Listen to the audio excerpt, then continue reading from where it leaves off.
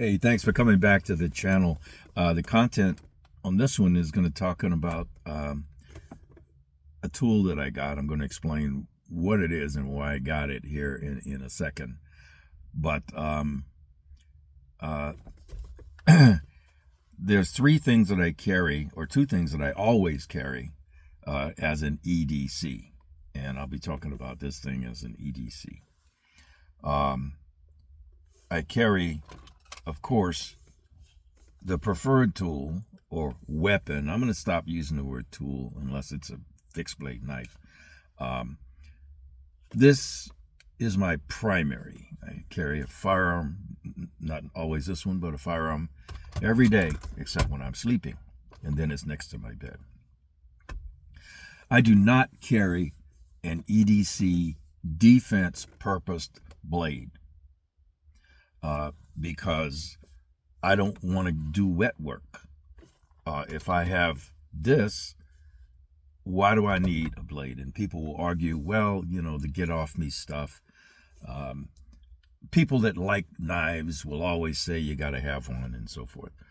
Unless, if I need to cut the normal things that people get knives for, I have my favorite, Leatherman. Okay, and this is the P4, the Leatherman Free. This is a sharp little blade. It will cut almost anything, and if that doesn't work, then there's scissors in here. So if I need to do knife cutting things and not self-defense, then that's what this is for. So yeah, I have a blade, but it's not a self-defense blade because I'm not going to use a knife in self-defense. I don't think. But the answer is no. Let's talk about the get off me stuff, right? What does a gun do first, though? The gun gives you reach. It gives you stopping power at distance. Anything you put in your hand does not. Anything you put in your hand shortens the distance and may or may not give you any time. So what happens to folks that are unable to carry a gun outside? Well, that's a good problem. Then I would go to a primary fixed blade knife, 4-inch type of some type. And most states will allow open carry of a fixed blade knife or a knife in general. So that would be my go-to. I would have an open carry fixed blade knife about 4 inches because you can get busy with that.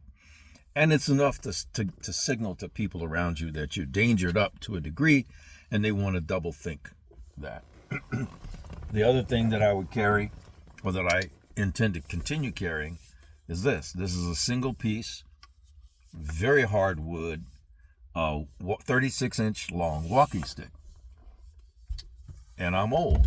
I don't need it, but I'm old, and I can carry it. And I can carry that on the airplane. So a lot of what I'm talking about is what can I take through TSA? So I can't take the gun.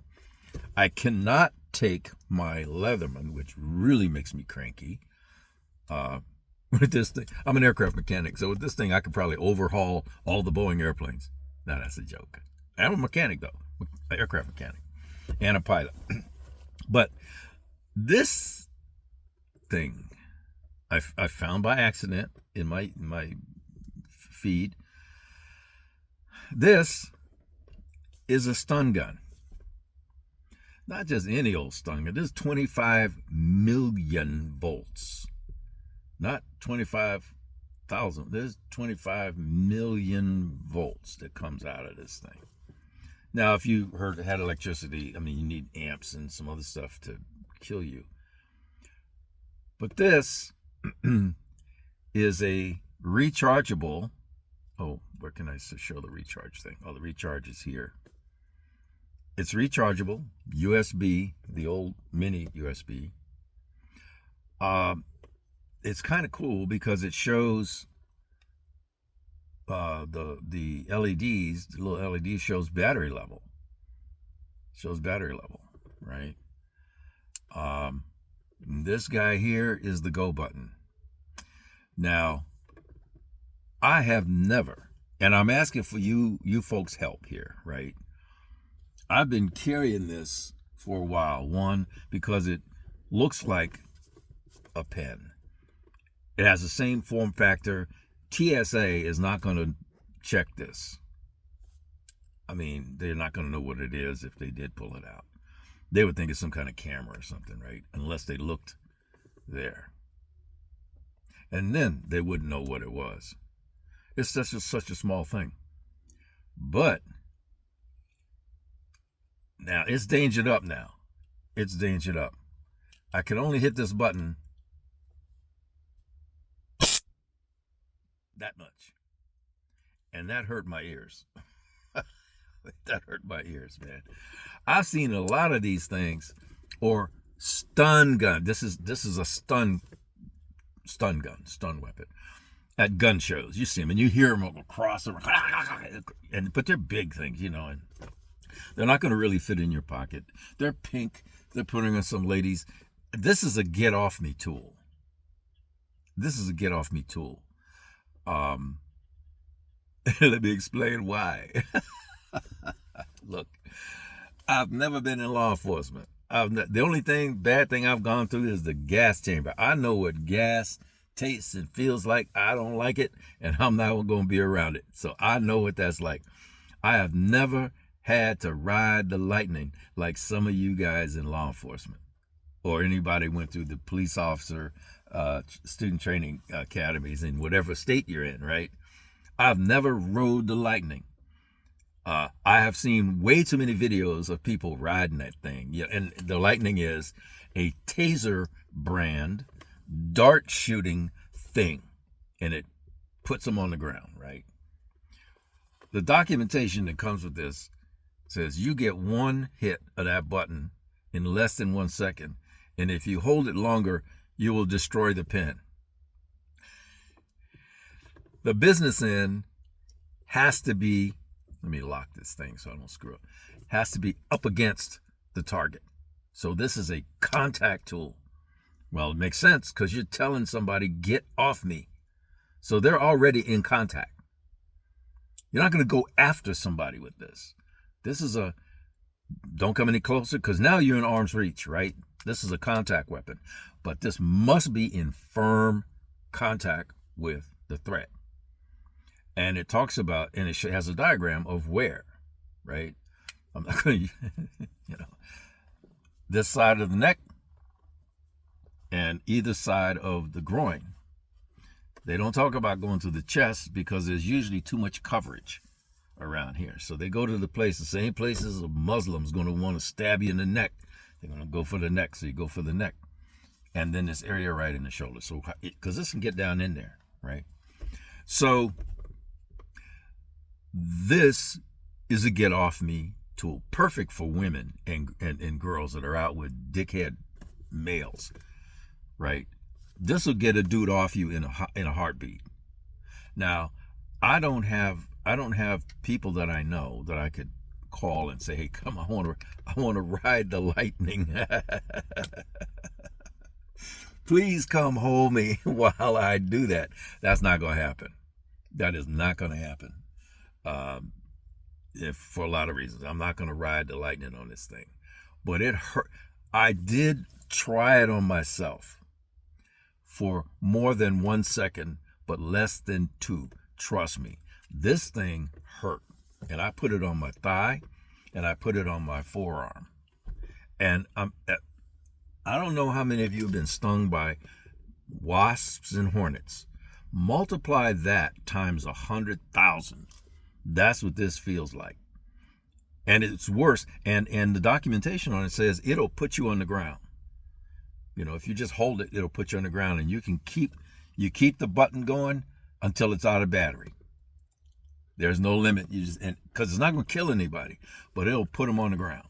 If you need to put them on the ground, you can stop hitting the button at any time. Right? So I thought about this, and I said, you know what?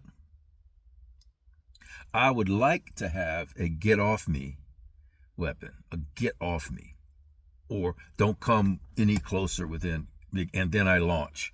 Or they've already made, because I ain't grappling with anybody, man. I'm not going to the ground with anybody. If I do, This is going to be in physical contact with them. And then they'll think twice and get away. Now, anytime you have a get off me tool, it means just that. So your decision is get off me so I can fill in the blanks. My fill in the blanks is get off me so I can shoot you in the face, because you shouldn't have been that close anyway. Right? Now, if you're on the ground, I'm not going to shoot you in the face. I'm not even going to hold you at gunpoint. I'm just going to walk away because you're not injured. That's the other thing. This does not injure a person, but it gets them off you. But some big, I don't know how, a 300-pound guy, I don't know what this will do with that, right?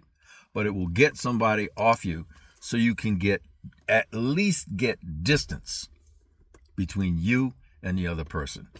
You jam them up and either run away, or you jam them up and you go back and you cover for some reason that you need to not run away and deal with them. So this will go through TSA, and I will test that, and I'll report back if there is a problem. And it's really light. It doesn't weigh anything. It has no weight to it. And I don't care if TA finds it or not, because it's $25. $25 for a one-time use tool. You might be able to use it more than one, but for me, it'd be a one-time use kind of idea. But is this enough to not carry a blade, a defensive blade? That's my question to the team, to all of you.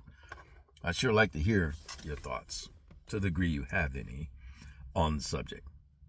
Again, and the brand name on this thing, if I can find it again, I'll put it up there for you. I guess I can't. Interesting. Or I can't see it because I got dark glasses on. And I have these glasses on because these are the Ray-Ban Meta glasses, and I'm talking to you through the speakers that are included around the frame. Is it kind of cool, huh? Anyway, that's the reason for this video this morning. Appreciate your input on it. And if you like the content from the channel, subscribe, hit the bell icon. And as always, wherever you are, whenever you are, however you can, carry on.